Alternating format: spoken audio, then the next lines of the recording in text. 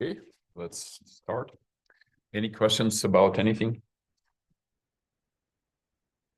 Homeworks. So people are requesting to move the homework. Which one is that? 3. Right now it's due on Friday. People say, okay, we're gonna have to prepare for midterm. I suggest to move it to Sunday. Sunday is okay. This way you only lose like 2 days of your spring break and don't have to work on anything until the end of it. That sounds good. Sunday will work. Okay, cool. So I'll do that then. And then I will assign a quiz today, which will cover like roughly 2 weeks. It's not a big quiz, but it will cover previous week and this week because I forgot to assign the quiz for the last week. Okay, so let's go back to the lectures. So the idea, like, just remember what we're doing. We put it into the kernel. And right now we're trying to get to the point where we can create a first process, right? To create a first process, we need to be able to create an address space, right? Meaning like a virtual, an address space which goes from 0 to 4 GBs. That's gigabytes. And our goal is to split it in half. Exactly, the kernel will be sitting here, and we will be loading the user code, like a text and data and everything in the starting from address 0. Like in x86, x86 will not use any relocation, any dynamic libraries. It will just simply will be compiling everything statically. Like if you have a printf function, you just include it in your program and just bundle everything together. Everything is linked to run at address 0. And so it's relatively easy, right? So we have to get to this point. And if we have a file system, which we'll cover later in a class, you simply like read like a binary, a LAS or something, which is an L file. We already know how to load L files in memory, right? So we'll just simply load it into the address space and set the instruction pointer to the entry point of the L file, and we're good to go, right? And at a high level, what we will be doing will be essentially the x86 kernel will maintain a list of running processes, right? So literally a list. No, not literally. Literally, it will be an array. And then we implement a simple scheduler, which will be just looping and saying, okay, you have a chance to run. And then we switch to this address space of this process, let it run for a little bit. Then a timer interrupt comes, for example, or maybe the process exits into the kernel with the system call, which like reads a disk and it takes forever. And so the system call on purpose say, okay, I will yield the CPU because I don't have anything to do for thousands of cycles, right? And we implement this idea of context switching. So essentially saving the context of one process and restoring the context of another, right? And then we will move on to the next process and like switch to this like new address space, which this process is, associated with this process. So it's a different text section, maybe slightly larger. But what I want to emphasize one more time, that this upper part of the address space will always be identical. It's the same kernel pages will be mapped in each address space, right? And so on, like another timer interrupt comes, we exit into the kernel, do again the scheduling decision, figuring out which of these processes is ready to run. Maybe the queue is not, or the list is not very long, but we're going to be doing it in round robin. And essentially at this point, we say, look, we switch to the next one, switch to the address space of this process, let it run, stuff like that, right? So and that's the kernel. And then we'll also, later on, we will cover how to build a file system, meaning that we can have an abstraction of a file. And we're going to talk a little bit about device drivers, but mostly we kind of like x86 has a very simple disk device driver, which we almost already seen, right? But that's the outline. And that seems like reasonably straightforward, right? So like it can be a student project. And in fact, in this advanced version of this class, so which I going to teach in in fall, we will actually, each of the student in the class will build their own operating system, which is fun because then you say, look, I actually built one. My life is not has a purpose now. So, and you can tell it to your employer, put it on their resume saying, okay, I really built an operating system, you have to hire me. It's actually rates something because people who can build those things are kind of they're well prepared. Okay, any questions about the overview? I just wanted to make sure that we understand how it works, right? All good? And of course, what we were building so far or discussing so far was how to construct the address space. And it was for the last week or like last couple of lessons. Essentially, the address space is a page table, right?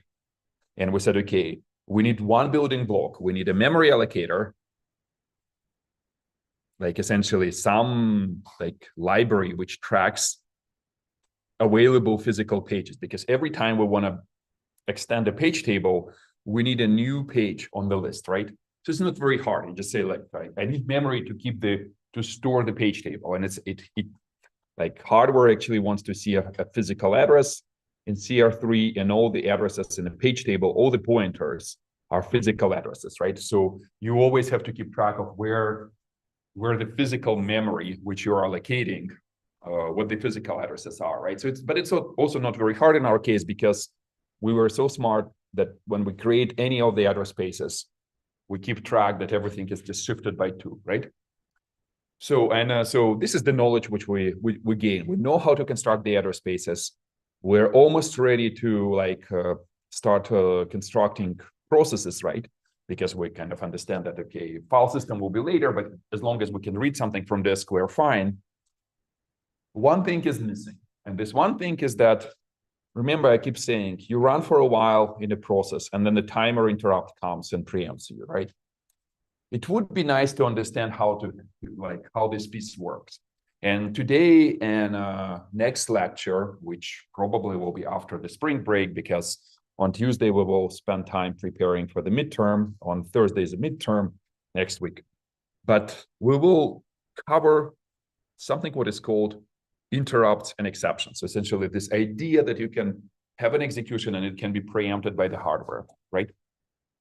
And sure, the moment we understand how interrupts and exceptions work, we will cover later this idea of how to switch between processes. This is also a little funky, so not very straightforward, especially if you look at it for the first time. And then simply a lecture on essentially exec. And exec is the idea that you can load a process into memory and create a new address space for this process. And more or less, we're done. The operating system is running. We can load anything from disk.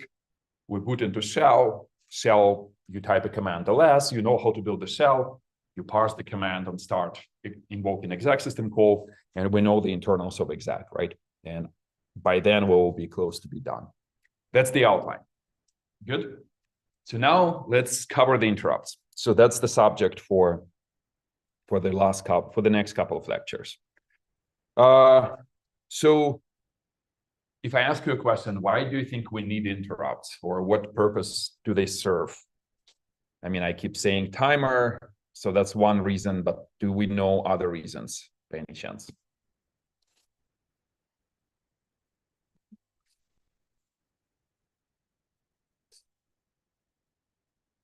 So again, so what? Yeah, to interrupt the OS. So, and I talked about the timer, and we kind of understand the timer because it's a powerful idea, actually. So because, for example, on some devices or for some period of time, you could not preempt the execution. So it's actually, if you start running, you set the instruction pointer, you run until it kind of ends. So either you run until completion or you implement a special system call, which is called yield, right? And it was the case on GPUs, for example. You load a program and it has to run to completion, which complicates your life because you say, what I have, like it runs maybe for hours and I wanna like really switch and run something else, saving the context of whatever is running, right? And that was an issue, right? And so the timer interrupt is a hardware mechanism, which essentially the hardware says, okay, I will be counting time for you. And after some number of like cycles or milliseconds, I will send you a signal, send the signal to the CPU, and the CPU will start executing something else, right? That's one reason. But what are the other reasons? What are the other uses for interrupts?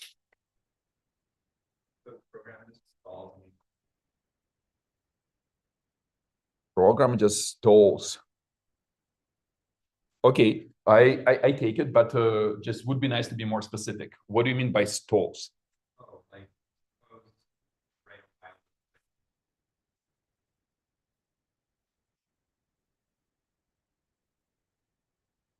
That's like that's a good kind of line of thought, but in practice it's not actually done because it's very hard to detect whether you're still doing something useful or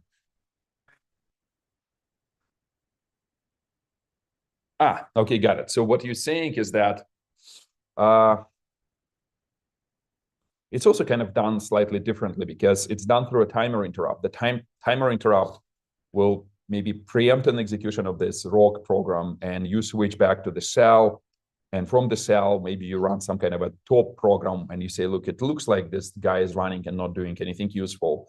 And then you quit the top back to the cell, and you issue a kill command, meaning that a kill sends a signal to this, right?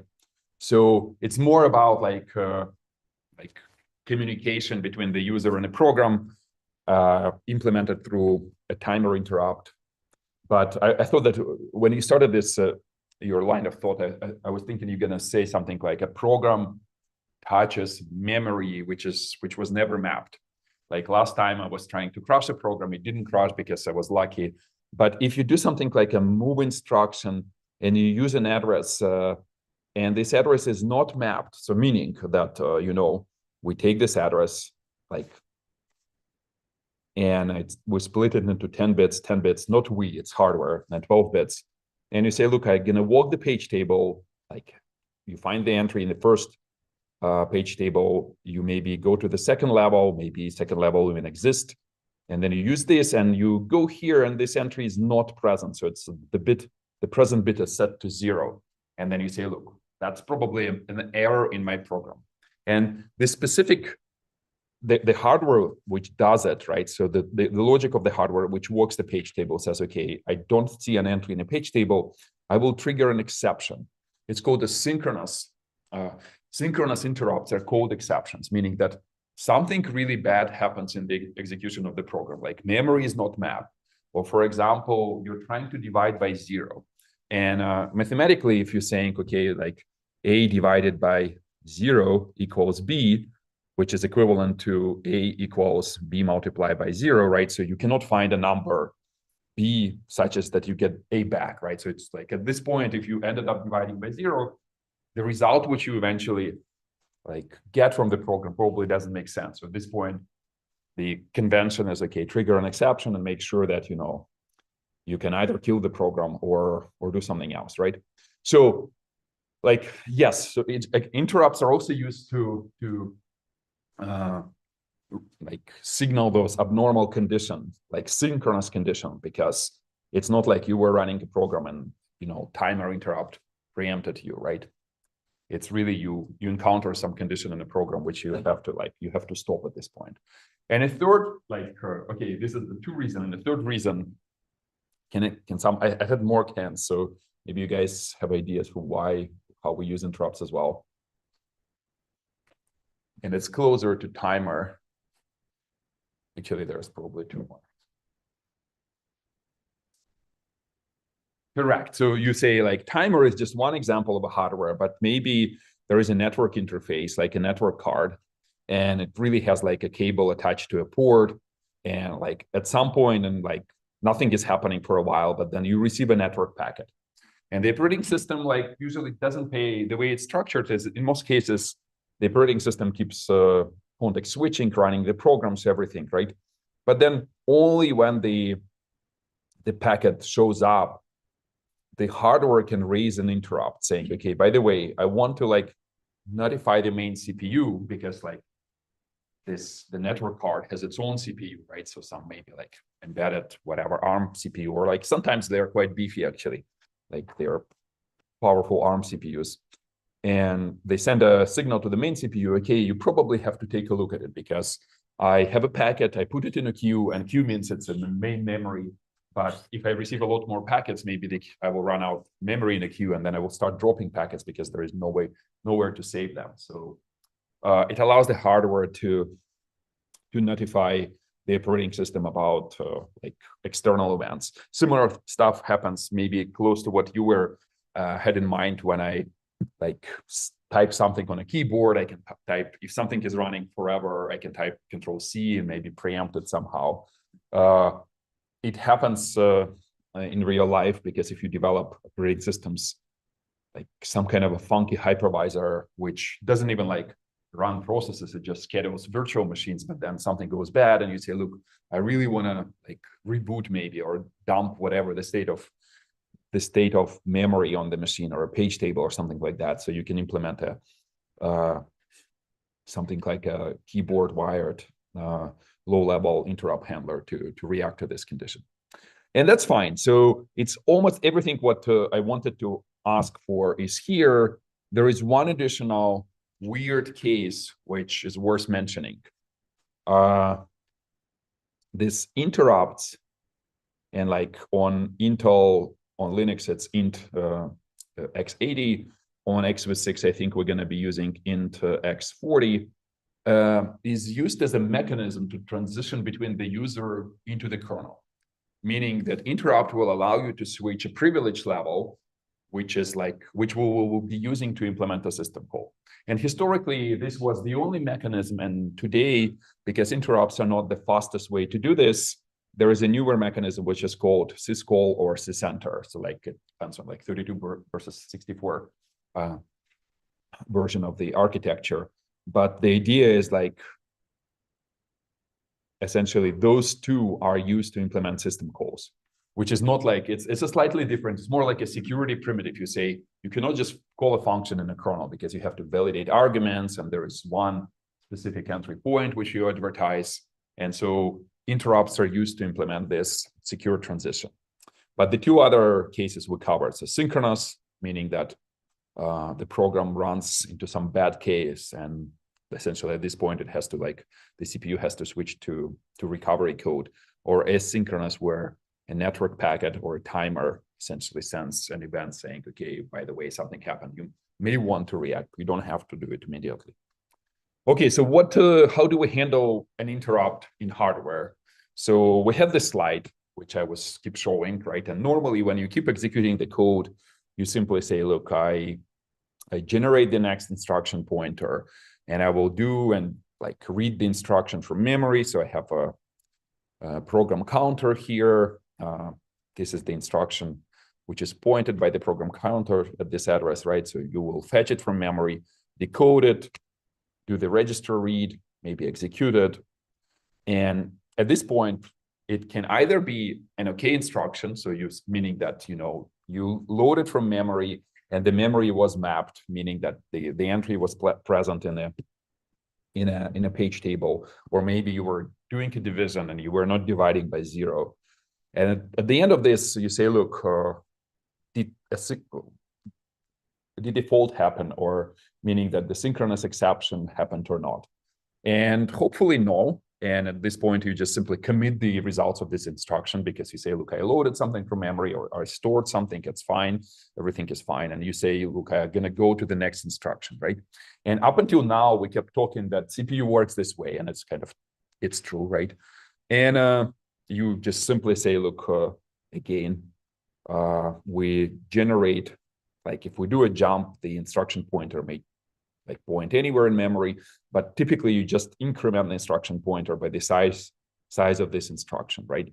And you go back to the beginning of the loop, right? And again, so at this point, you can check, okay, but maybe there is like an external interrupt. Maybe the hardware actually the timer tries to say that a specific amount of time passed, or maybe a network card was trying to raise an interrupt saying that, okay, I got a packet. And at this point, you can transition to this interrupt handling code. So there are really like, and again, it's a very high level abstract view of the CPU, which means that what I'm trying to say that maybe like real physical CPUs will handle interrupts somewhere in some more fine-grained manner. It's up to the like hardware details. I don't want to go into this, and I honestly don't know the details, and I think that it varies from CPU to CPU. But just remember that roughly speaking, those are the two cases. Essentially, like either you were executing something and really the instruction cannot proceed, you have to handle an exception, or maybe an external interrupt was raised while you were doing this loop, and you don't want to preempt it because it's too complex to implement the logic of saving the state and restoring. So you kind of finish the instruction, but before starting the next instruction, you will say, look, I will try to handle the interrupt, right? There was a question somewhere in the room, but all good? Make sense? Okay, cool. So we got it. And the question is like, what happens when you reach one of these like two states, like which are highlighted with a red box here?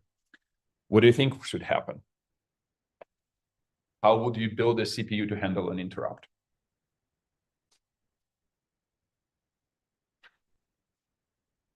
Anyone? Shouldn't be that hard. What would be interface between the hardware and the software? How would you say, look, I want to preempt the execution. So what does it even mean to preempt the execution? You want to start executing something else, obviously, right? Correct. So you want to change the instruction pointer to where? Ideally, you should provide some interface for the operating system to configure, right? Maybe it can be a single register to say, look, it will hold the pointer of the interrupt handler. Handler means just a function which will be executed when we raise an interrupt, right? We switch to that function, right? That's a good idea. So Intel CPUs actually, instead of like keeping one register, they have a table, like which allows you to register 256 different handlers. And this table is called interrupt descriptor table. Question or idea? No.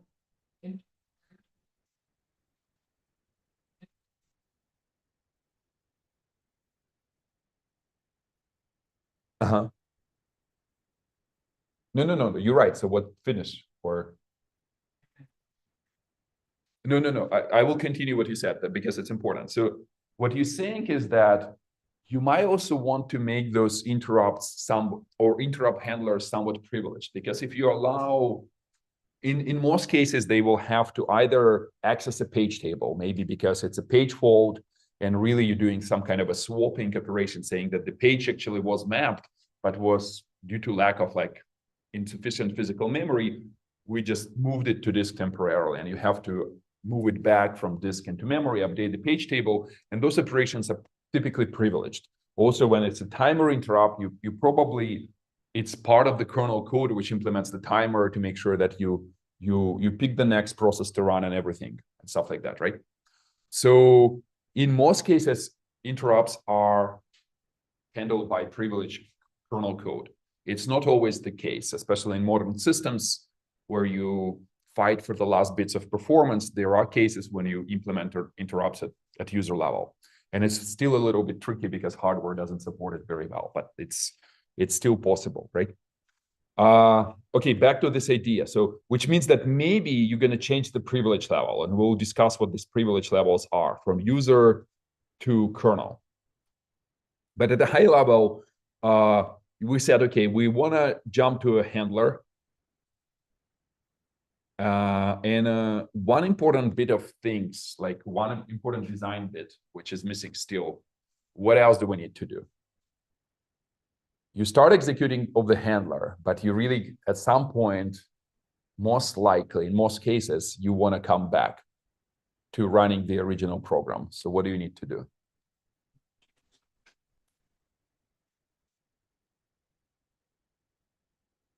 Correct. So almost correct. So at a high level, and there will be cases, and I will cover those cases later.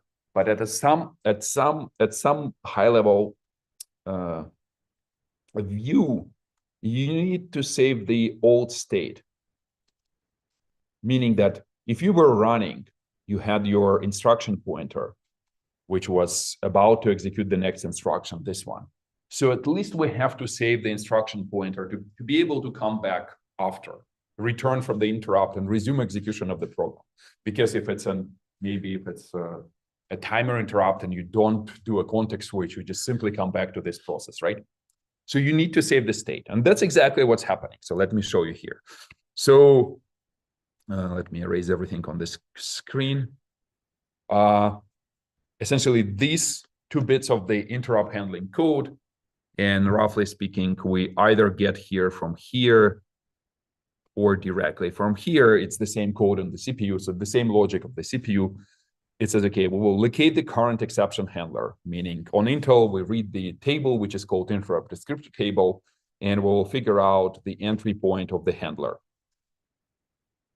Sometimes we change the stack because we may not trust the stack. If we're changing privilege levels, user may abuse us and we say, look, maybe this RSP points to like somewhere or nowhere, and we will not be able to even save anything on that stack. So we might have to locate a new stack as well. And what we're doing here is that we say, look, if we figure out the entry point of the handler and we figure out the location of a new stack, we will at least save the old values of the stack RSP pointer, which we used here before the interrupt, and instruction pointer, which we used here before the interrupt. We'll save it on this stack, on the interrupt stack, right? And maybe we'll save some other state. We'll talk a little bit about it. And at this point, we say, well, that's okay. We say, now these 2 guys will become our new stack pointer and program counter. And after that, we say, look, because we want to execute the handler as if it was a normal code, because in terms of CPU, we say, we build a bunch of optimizations. We like, this is a highly optimized pipeline. So sure, let's run this code as normal code.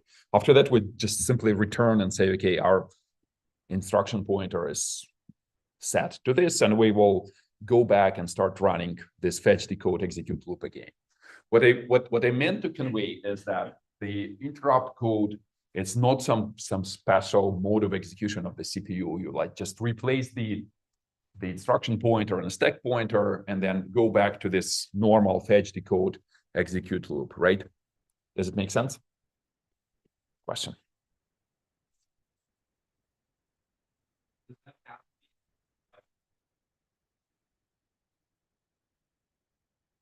Correct. So like everything what I'm discussing here is implemented by the hardware. There is like additional detail here that Intel hardware is so complicated that it might run software, this which I mentioned before, which is called microcode. So essentially, it's a software which comes from Intel, and it's not on this figure, unfortunately, because it's a little bit more complicated, but it may execute some software on the CPU itself, but it's still kind of on the CPU. So you have no control. The CPU just says, okay, this is a specification. We publish a document. This is what will happen, but we're not going to tell you what really happens internally. But it's all done in hardware. Any other questions? All good? Okay, sure. Yeah, so we got this instruction pointers, and we go back to the like fetch, decode, execute loop. Okay, and that's essentially like a slide which describes what we just discussed, so we don't have to spend a lot of time here. There might be 2 cases which we will consider differently. Like we will first talk about a case when the interrupt does not trigger a change of a privilege level. And I never really explained what these privilege levels are. I will explain them a little later, maybe like later today. I just first like want to go through the interrupt, so we feel comfortable. We feel comfortable like talking about it, like understand the details of it. At a high level, imagine the case when you are running in the kernel already, like the highest privilege level, which on Intel is 0, and maybe the timer interrupt was delivered right when you were already in a kernel. So you will continue running in a kernel, but switch to the interrupt handler, but no privilege change. And a privilege change will happen when you run in a user, like executing some infinite loop of your whatever numerical computation, and suddenly a timer interrupt is delivered, which means that at this point you have to transition into the kernel, right? And I will like in details discuss what these privilege levels are. But for the first case, let's just make sure that we consider the first one, no privilege level, right? So case number one, it's relatively simple. So imagine you're running somewhere in a kernel. You have your instruction pointer somewhere here. And imagine the hardware wants to deliver a timer interrupt, which is, remember I said that Intel actually assigns numbers to a subset of interrupts. And so this number, which is assigned to a timer, is number 32.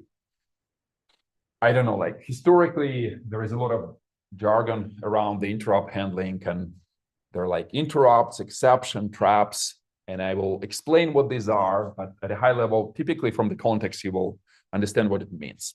But another word of jargon here is this vector. So vector is just the interrupt number, but sure, they call it a vector. Okay, what the hardware is doing, they say, look, I have a specific hardware register, interrupt descriptor table register, which points to a piece of memory configured by the operating system where this interrupt table is located. And the hardware just says, okay, look, I have the register, I have the interrupt number from a timer, it's 32. So it will be entry number 32 in this table, right?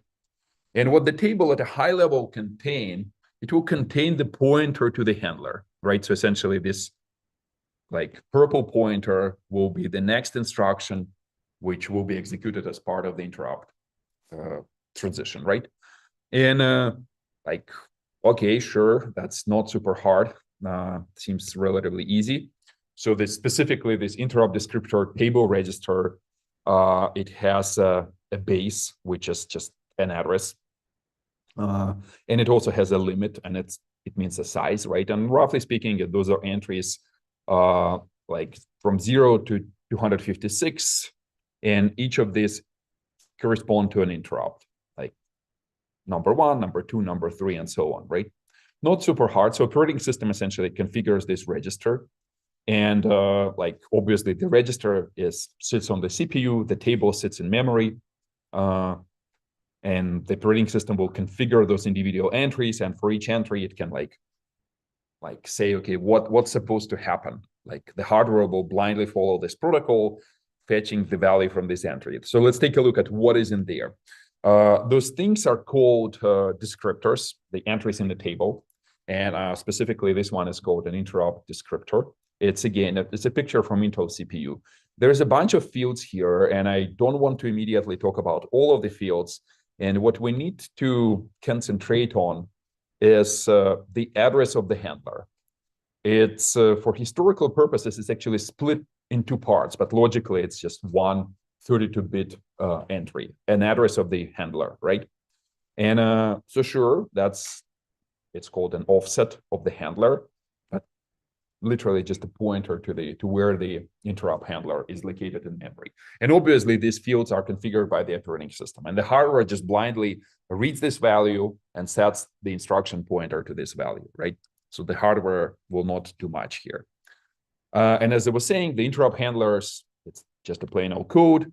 In most cases, it will include a tiny assembly prologue and then like a C or whatever, Rust or anything function after that, because you don't want to write a lot of code in low-level assembly. But you might need low-level assembly to make sure that you're correctly saving register, because as we see in a second, the hardware itself will only save minimal subset of registers. The rest of them, like if you want to save EX, you have to handle in this prologue. And if you very, very like say, like I want to design a new language, and then you just can extend the language to make sure that this can be done in the language itself. And Rust was trying to do this attempt. They have something what is called like an interrupt calling convention, meaning that in a specific order, they will save all the registers as long as you declare the function you ask the function to implement this calling convention. Sure, but typically it's just a tiny bit of assembly, as we'll see later how it's done in x86. And okay, sure, that's fine. We understand where we get the address of the handler. But remember, I was saying that we also need to save some state, which was used by the CPU before we start the interrupt transition. You have a question? So,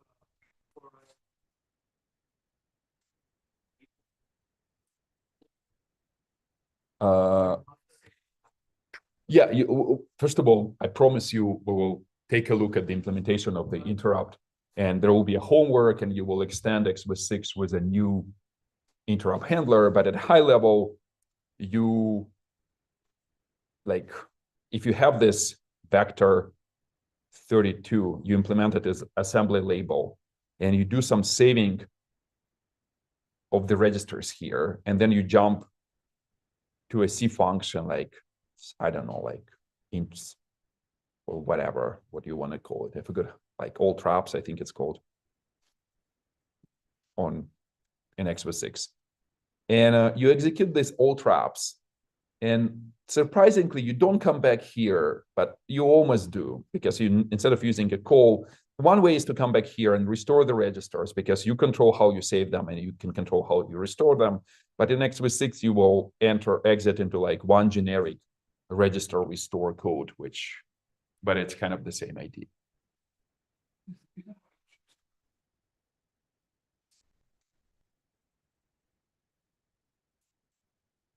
Correct. The compiler doesn't even know. Typically, languages like C and other, they don't specify that a function can be an interrupt handler, and they're not going to save all the registers. Typically, compiler will implement just a calling convention like system 5, whatever we were discussing in class before, right?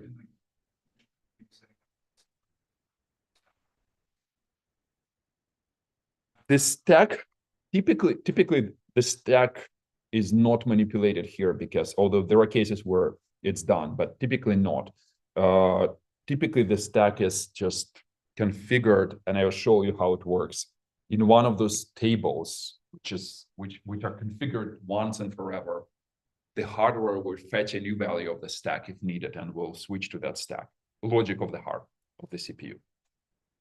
But yeah, typically you'll see in a second, but not in a second, but after the break, but you will like push all the registers, making sure that you save them, and then you will restore them all when you will be exiting. And the languages typically don't talk about it, because each machine, each architecture will have its own like interrupt, slightly different interrupt convention. It's possible to bring it into the language, but then designers of operating systems actually say, wow, you guys are great PL people, programming language people, but we actually want to do something slightly different. And it's typically the case. So even Rust, which was trying to implement this interrupt calling convention, one guy who was pushing for it, I don't think he's right. I mean, it seems okay, but in practice, like if you build a slightly more funky operating system, you need to do something specific here, and then it just falls apart very quickly. Okay, cool. So the question like is where are we saving all this state? And you say, look, okay, hold on, like why not to save the state on the current stack? So if you already have a stack, like your ESP pointer register point somewhere here, the hardware will just blindly use this pointer and will push a couple of additional values on the stack, right? And what is that specifically we're doing here? So like, again, we're not changing the privilege level. PL stands for, in this context, for programming, not for programming languages, but for the privilege level. We say, okay, cool. We will save a minimal subset of registers on the stack. You might have a question, okay, hold on, like I get it. Instruction pointer is changing because we like executing an interrupt handler from a different instruction pointer. But why are we saving those two registers? It turns out that in this transition, these are the only two other registers which can change as well. Because on Intel, first of all, the code segment can change even in the same privilege level, because the interrupt descriptor table, if you very, very carefully look at it, it will say, well, wow, it will actually can pick a different code segment here. Wow, sure. Let's save it then. Let's save the old one so we can come back to it, right? That's not super surprising. And then you say, look, by the way, what about E flags? E flags E-flags is that funky register on Intel, which like saves the result of like comparison operations. But it turns out that Intel also has a bit in the E-flag register, which controls whether the interrupts are allowed or not. Meaning you can disable interrupt delivery, like for example, a timer interrupt delivery. And like you do it by setting this flag or setting it to 0. Remember, the very first instruction which we executed as part of the bootloader was CLI, and CLI essentially just clears this flag, saying, okay, I will disable interrupt delivery, right? And it turns out that Intel allows you to configure this entry with a specific flag to make sure that the moment you transition, the moment you receive the very first interrupt, the hardware will disable subsequent interrupts, right? And so that's why E-flags will be updated by the hardware itself. And so at this point you say, look, but do I know what was the previous value of E-flags? Maybe interrupts were disabled already. One question is like, how do we get the interrupt then? But I'll explain it. Or maybe they were enabled. And so essentially you have to restore the E-flags, right? And nothing else. So this is the only 3 registers which the hardware changes. Okay, so the hardware this is all implemented on the CPU. So it just pushes those registers on the stack. And then some interrupts also provide you an error code. The hardware knows the error code, not all. So some interrupts do, some don't. So if the interrupt which is happening pushes the error code, it's pushed on the stack. If not, then not. Right? And then what the hardware is doing is, okay, it says, okay, I will load the segment selector from here, right? So because we're changing maybe potentially to a different segment, and if so, I will switch to it.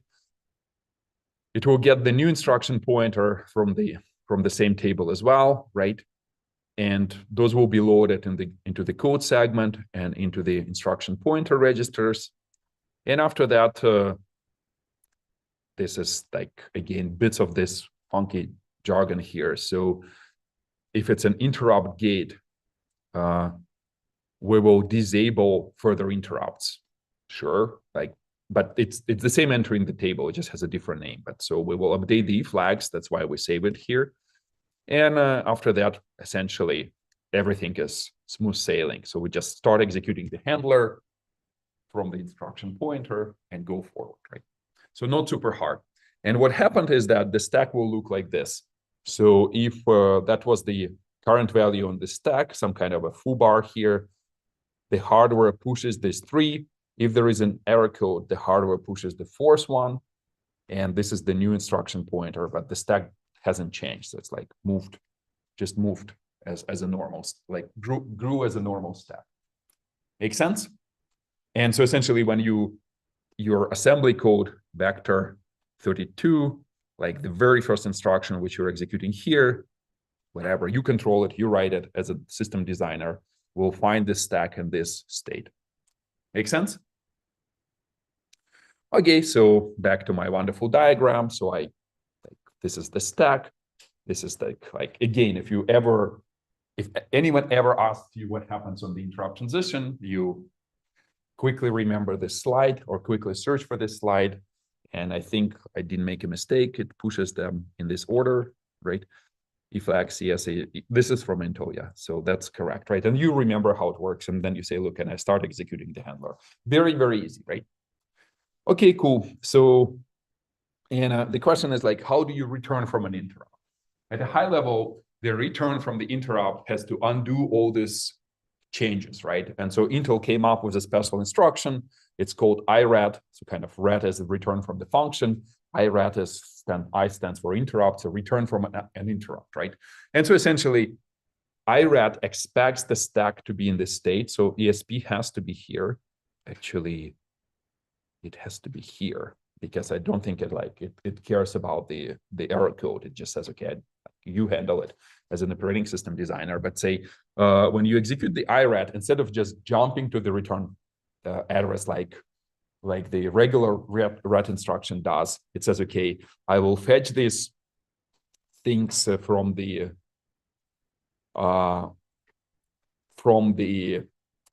stack, CS, code segment, instruction pointer, and E-flags.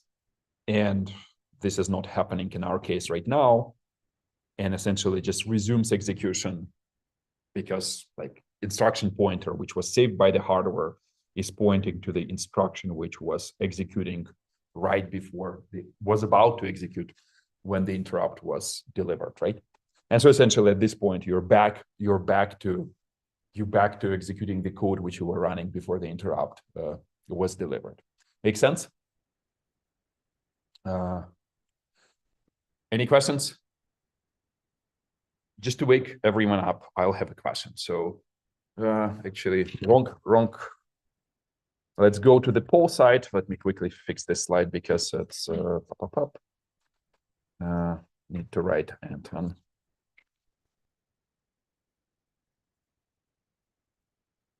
Okay, very simple question I'm asking just to make sure that everyone was following.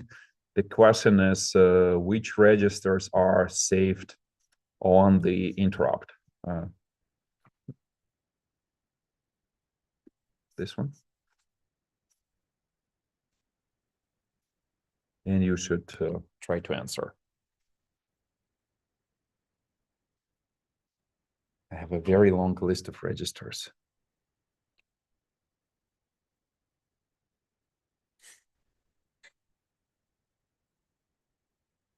At some point, I will ask one of you, like, what is going on? Like, some people, let me just maybe present this. There are some people who immediately click EAX. So if they're in class, they're not paying attention whatsoever. If they're somewhere sitting, waiting for a signal, okay, poll is on, then like you should at least, like really, this is the real-time answers. Okay, I will ask a question. Anyone in class, this quickly diminishing group of people, who is like, why EAX is saved or not? I mean, and okay, I get it. So maybe we talked about that the prologue of the interrupt handler should save maybe all the registers, but okay, just maybe let me clarify. What I'm saying here is that what is saved by hardware on the interrupt transition. Like after that, you feel you can do whatever you want. You don't have to save EAX as a systems designer. Maybe you don't even touch EAX whatsoever. You just simply don't bother. Maybe you don't use it at all. And some people were saying GDTR was saved as well, but now it's 0. CR3, oh, close to 0. Okay, so who can tell me? Like which registers? Let's quickly answer. CS, E flags, and EAP. Well, yeah, correct. But again, imagine now someone asks you like half a year later during a job interview, how to recover this information quickly. Do you remember? Just think of what changes, and whatever changes has to be rolled back, right? Which means that instruction pointer definitely changes. To at least say instruction pointer. Code segment is connected to the instruction pointer on Intel. So if you're changing the instruction pointer, most likely Intel will allow you to change the code segment. So remember this too, at least. And the E flags, and it will become clear later in the class, you say can disable subsequent interrupts. So that's why you say, okay, sure. Like I remember this 3. Make sense? Any questions? Okay, so let me close. Everyone answered in class? Okay, good. Thank you. How do you even close it? I don't even know. There must be something. Like this, exit. Okay, so back to the lecture. Quick poll. Okay, and I said, okay, I'll first talk about the interrupts. I just wanted to make sure that we discuss how stuff gets saved and restored. And now let's talk about those privilege levels. I mean, I'm pretty sure that people heard of those because everyone talks in this CS5400. I'm pretty sure that you heard the word privilege levels, but I never really yet explained what these are. Anyone knows by any chance? What are those privilege levels? Anyone read the CPU manual? No, me neither. And when I was like, I didn't have a good operating system class or anything. So I like at some point I had to go to the library and fetch a book and read what these are. My professors didn't tell me about the privilege levels. Okay, cool. One question. So remember, I keep saying, so I keep asking this question, like, can a process override kernel memory? Well, the obvious answer is no. Like the way I ask it, even my child can guess that the answer is no, right? They can read between in my eyes what the answer is typically, right? The question, however, is how this is implemented, right? So it's kind of like we said, okay, it's implemented in a page table, right? Remember this. And specifically, there will be a flag in a page table which says either the page is user accessible or only super user, and super user means kernel. And you say, but the flag has to react to something. We have to remember either we're running inside the user code or we're running in a kernel. And remember that the memory can be like, of course, yes, we split the memory in two, but it's just like whatever we decided. In a different operating system, you say, look, we only reserve some amount of memory for the kernel, but then another chunk of memory for the user. So you cannot just simply say that you statically somehow partition memory and say that some is user, some is kernel. The question is like how to keep track of what is user, what is super user. And Intel introduced this idea, even before they had page tables, they introduced the idea of privilege levels. And inside those entries, segment, inside one of those tables, like for example, in the global descriptor table, the entry will contain a two-bit field, meaning that the 2 bits allow you to encode 4 different privilege level, right? Because you can encode numbers from 0 to 3, right? Agree? Sure. Like I'm pretty sure that no one remembers. Like, do we even remember where this is coming from?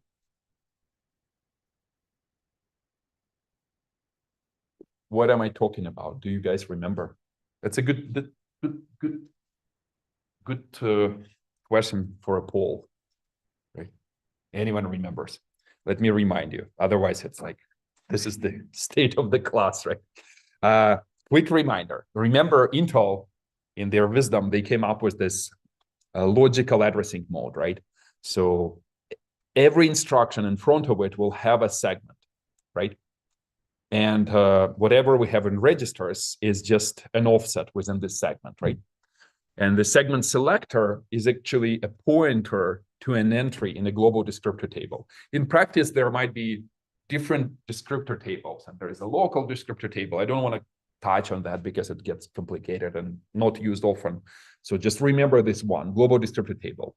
And so the entry which we're discussing is the entry in this table. So essentially, from this entry, typically you read the offset, and that's what we were discussing, but actually this entry is on the screen. So this entry contains this 2 bits, right?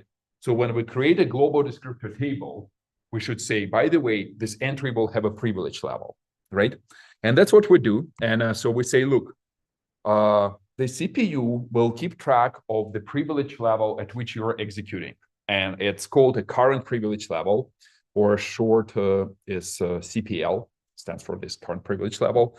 And it's saved in the code segment register. So whatever the value in this code segment register is, will be a privilege level, right?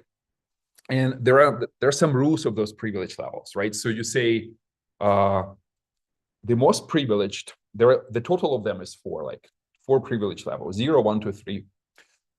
0 is the most privileged. And so 0 can access 0 itself. So meaning that then when you do a move instruction, right, there is like an implicit DS value here. This DS is typically sitting in some CPU register, right? Because we don't use that in front of every instruction. But essentially you say, look, by the way, we go into the global descriptor table and we say like DS is, for example, entry number 3. We choose entry number 3. We here choose this descriptor privilege level. And if it allows us to access, like if we're currently running, if CPL is 0, and like in case of 0, this can be any value, everything is allowed, but essentially for other levels, the rules will apply. You say, okay, we will check whether we can access this data, right? So it allows you to actually control which segments, which data segments the CPU can access in this specific privilege mode. So the rules are like that. So if you're running if your current privilege level is 1, you can only access 1 and 2 and 3, right, and above. If you're running at 3, you can only access 3. So if your CPL is 3, the only segments in the table you can access are the ones which have 3 here, right? Make sense? So that's how CPU keeps track of what's allowed and what's not. It's kind of like a access control policy, if you like, encoded on Intel.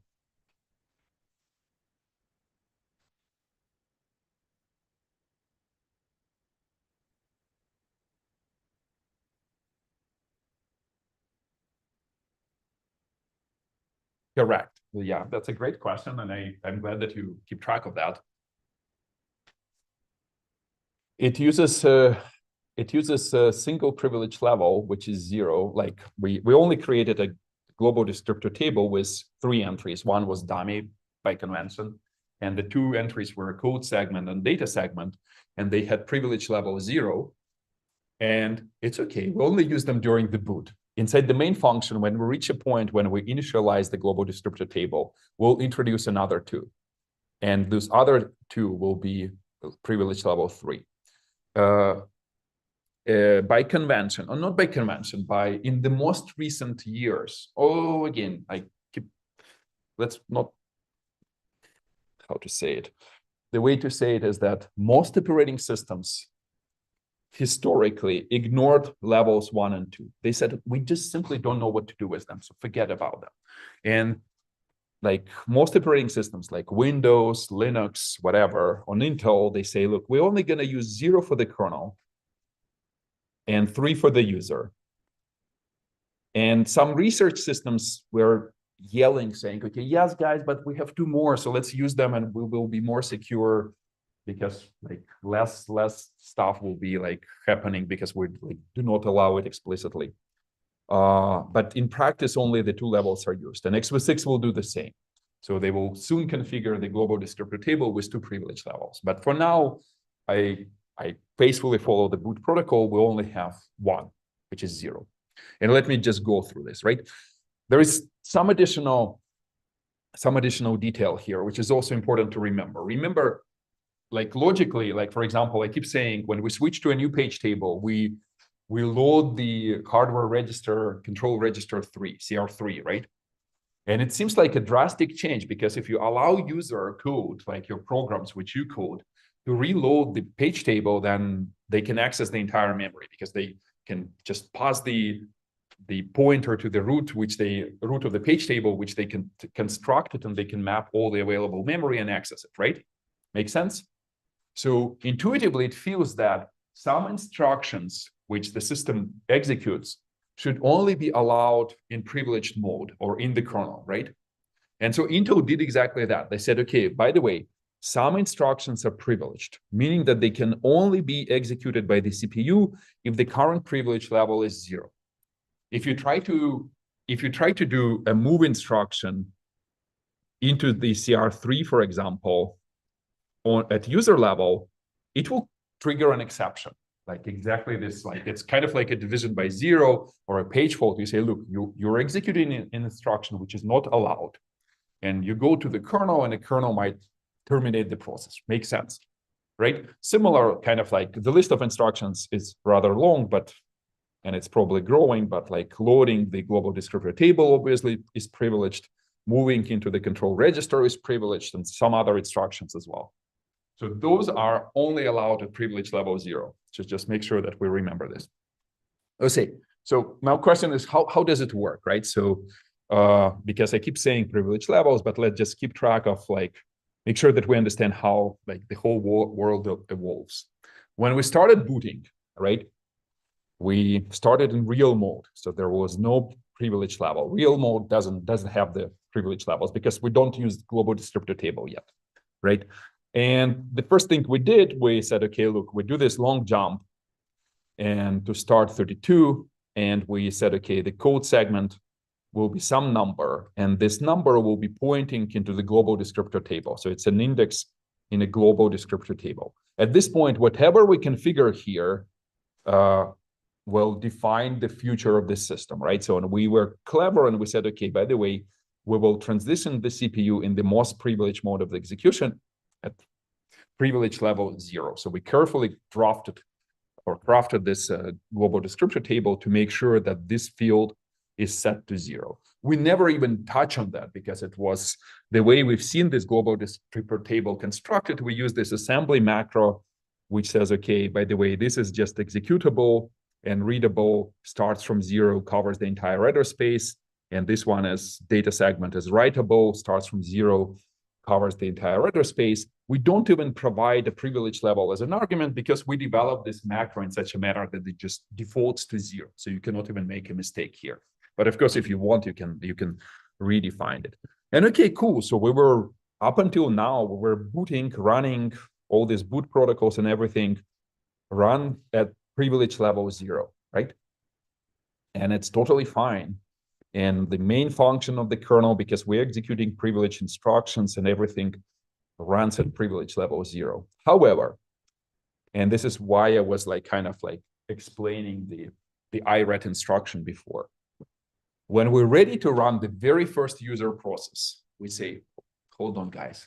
At this point, we want to transition at privilege level 3 because we don't trust the user code. It can do anything.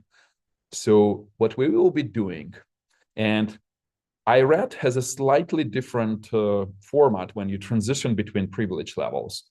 But roughly speaking, you say, look, we will pick a different entry for the code segment. I mean, since IRET blindly follows the convention, it just fetches it from the top of the stack, right? And so whatever the operating system puts here will point to the entry in the global descriptor table. And if this entry has a privilege level 3, then sure, IRET will faithfully pick this thing to be the new code current privilege level, right? And this is how you switch from level 0 to level 3 by just saying, okay, sure, I will restore the level, like I will switch the code segment, and my code segment points to a new entry in the GDT. And in GDT, this, instead of being 0, this value is 3. And that's how you exit into user level. Make sense? Okay, sure. And then, of course, you start running in user level. Your current privilege level is 3. You can execute any non-privileged instruction. And of course, the question is like, how do you transition back into the kernel, right? Roughly speaking, the idea is that, and I will like discuss it in a second, is that you will, on the interrupt transition, you will fetch an entry from the global descriptor table, which has a privilege level 0. And then you will be running in a kernel. So, okay, end of detour, kind of. So like, as I was saying, like modern operating systems, most of them use only 2 privilege levels. So no one uses 1 and 2. It's called, and the segments kind of like cover all the memory from 0 to the max address space, right? And it's called a flat segment model because like we say, okay, we don't want to deal with segments. We can solve all of our problems at the level of a page table. So segments are kind of legacy. We don't care. And essentially, the only reason I teach segmentation, right? First of all, to be faithful and to understand how the CPU works, but really the major function of the segmentation mechanism is just to keep track of the current privilege level right now. This is how Intel still does it. That's why we'll still have it, right? Okay, just to wake up again, a tiny poll here. Super easy. Which one is most privileged? Let me activate it real quick.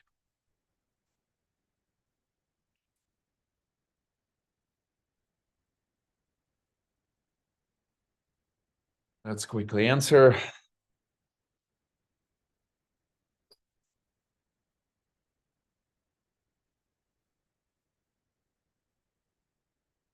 And I do allow changing the answer, right? Is it correct? All these things are configured correctly.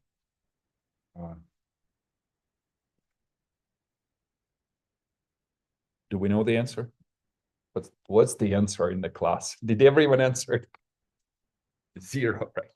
So because some people online are not sure, but I mean, everyone will converge very, very soon. Okay, everyone in class answered? That's easy, right? Okay, let me deactivate this one. Let me see.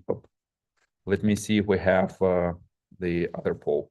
No, that's what I wanted to discuss. So, okay, got the privilege levels. 0 is the most privileged. It's not always zero on all the CPUs, but on Intel it's 0.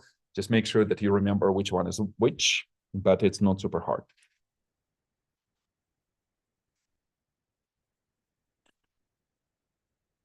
Okay, so far so good. So again, I wanted to come back to this question. Oh man, so I'm like rolling through the slide deck. Where is it?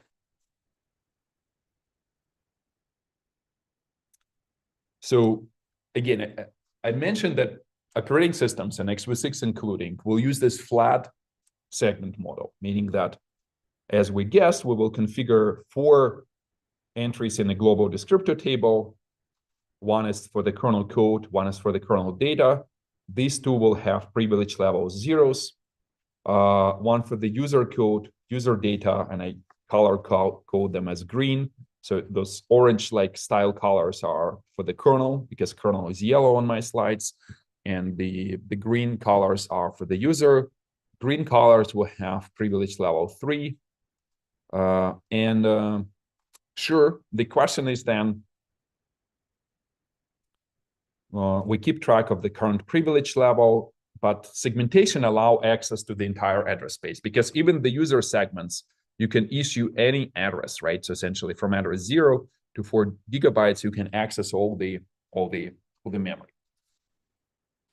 How do we solve the problem that user, which runs at current privilege level 3, if they issue a move instruction, how do we make sure that they can access the kernel? One more time. How do we ensure this isolation? How is it done? You have an answer? Anyone has an answer?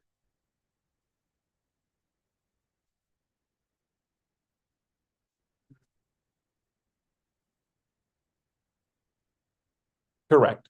A page table, and I just want to be very, very specific about it, because up until now, it was kind of hand wavy. I was saying, okay, privilege levels, isolation, but now it's very, very concrete. We know what the privilege levels are. In the page table, there is a bit. There is a user accessible bit in the first level for each entry, and in the second level for each entry as well, right? If it's set, the privilege level 3 can go through this entry and essentially access the whatever is there under this translation. If not, only levels 0 through 2. So Intel designates all the 3 levels, 0, 1, and 2, as special or privileged or super user. They say, okay, one of them will be deprivileged, everything else is privileged, right? So it kind of reduces your protection model from 4 possible states to just 2, because you have just one bit. They said, okay, we're going to save the space in the page table. And since no one was using those other 2 levels, they distinguish as privileged and unprivileged, right? And so essentially, when you create a page table, you say, look, for those green entries, we'll make sure that the user bit is set, right?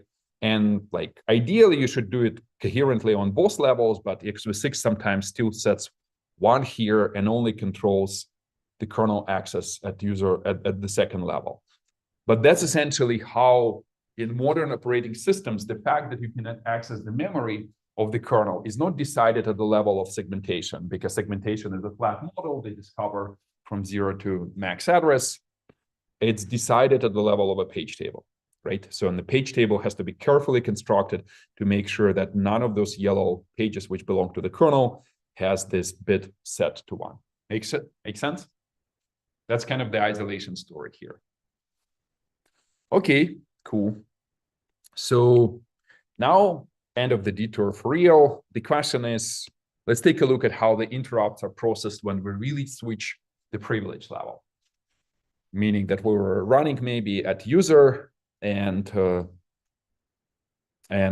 transition to kernel.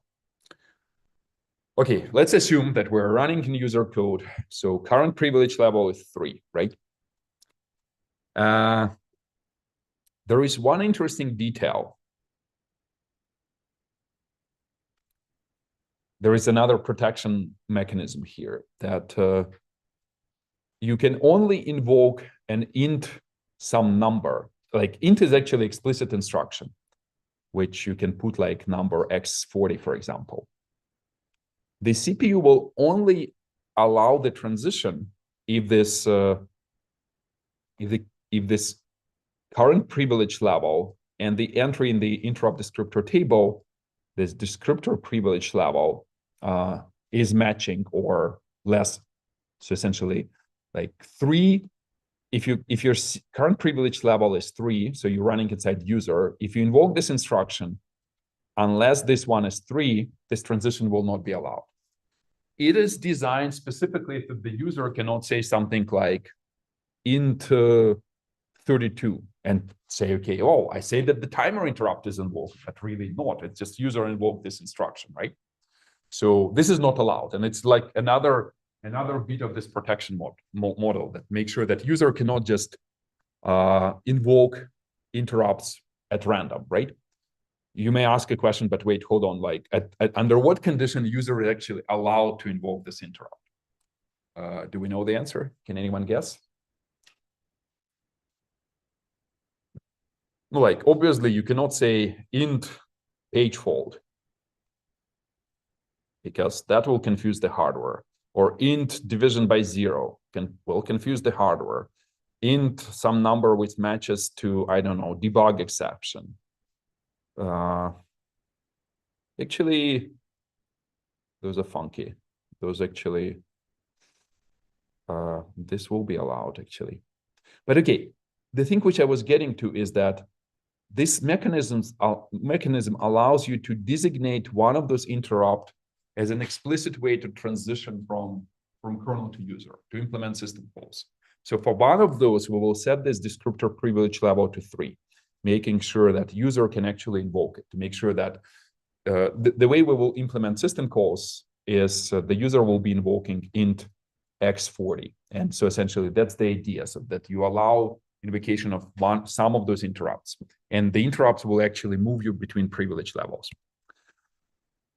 Okay, and so the way it works is that the hardware will blindly follow this transition, and essentially the segment selector, which will be fetched by the CPU, and we've seen it before, whichever privilege level it contains, the hardware will transition to this privilege level. So if this points to the global descriptor table, and the global descriptor table entry pointed by this segment selector contains privilege level 0, you're moving from privilege level 3 into 0. So you're moving into the kernel. So more specifically, the figure will look something like that. So imagine you're running inside user code. So executing some wonderful instructions here inside user. You have your user stack, your ESP points here. Again, timer interrupt shows up, but now currently you're running in a user mode. The hardware does the same. It says, okay, it's interrupt number 32. It goes into the interrupt descriptor table. It fetches the entry. Like up until now, I just discussed the fact that it just fetches the address of the vector, so interrupt handler. But in practice, it uses this CS field to fetch a new code segment from the GDT as well. And okay, sure, if this CS field contains the points to the entry in the GDT with a privilege level 0, you will be switching into 0, right? Make sense? So it's just how the hardware encodes what happens on the interrupt. There is, however, a funky question here. So you say, okay, are we okay to save? Remember, without the privilege level change, we just blindly, the hardware just blindly saved those E flags, CS, and EAP on the stack, right? Is it a good idea to save them on this stack?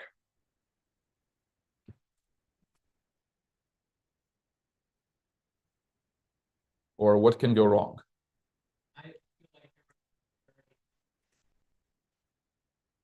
I agree with you, but can you be more specific and explain your answer? What will be the security issue? Anyone can guess? Yeah. Yeah, and then what can happen? What can go wrong?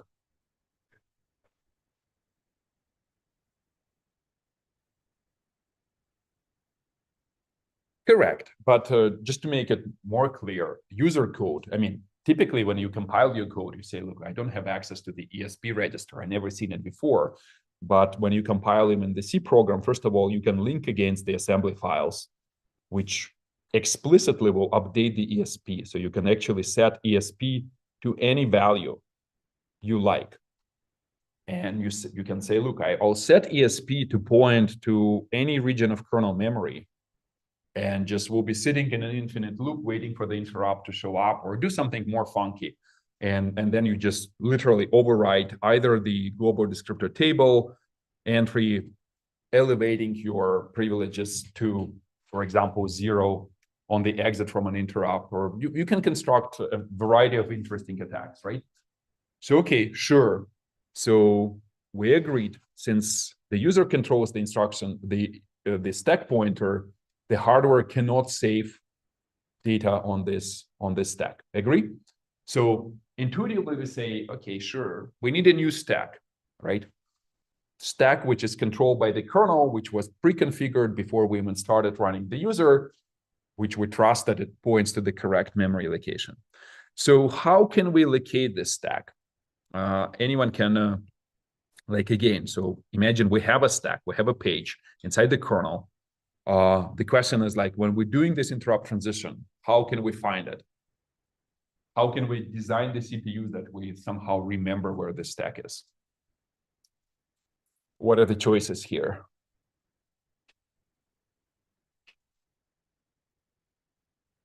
Well, you can go multiple different ways. You can say, look, I will have an extra specific register which will hold the kernel stack. Like, instead of ESP, you can say something like ESP 0, which is a stack for privilege level 0. If you want to transition to 0, the hardware will pick this stack. And it's actually a decent choice. So the most recent piece of hardware which my team designed actually had this design choice. So there is like 2 registers, ESP and ESP privileged. But Intel didn't go this route. Instead, they said, okay, guys, we think it's better to do the following. They said, okay, there will be yet another super duper table, which is called TSS. It stands for task state segment. Intel is Intel. Like, there's a ton of fields in this table. Most of them are irrelevant and will not be used in this class. The only 2 fields which will be used will be stack segment, which is an entry in the GDT, which will point to the segment. Like, remember, like, we had data segment, stack segment. So you choose the stack segment. And the second field is the pointer to the stack in memory. So it's just the pointer to the stack in memory, but access through this TSS, through the TSS table. And the TSS table itself, again, you can say, well, why don't we have a special register which points to the TSS? But really, in the GDT, like will be an entry which will choose the pointer to this task state segment. It's just a little bit contrived, but at a high level, everything is reasonably simple. And again, so you say, if anyone will ever ask you what happens on the interrupt transition, ideally you have to like pull up this slide and say, oh, guys, we know all these fields, and we remember what these are. They are like Intel designed them in like somewhat weird manner, but it's still there. So okay, cool. So let me stop here because it's exactly like half an hour. We will come back to this and revisit the interrupt transition with a privilege level change after the break. And we will keep moving forward, like looking into what the code is sitting here in the vectors, like how the actual register saving and everything is implemented. So interrupts, this is a bit of important information. So interrupts will not be on the exam. So because we didn't cover them, so we'll cover them on the final.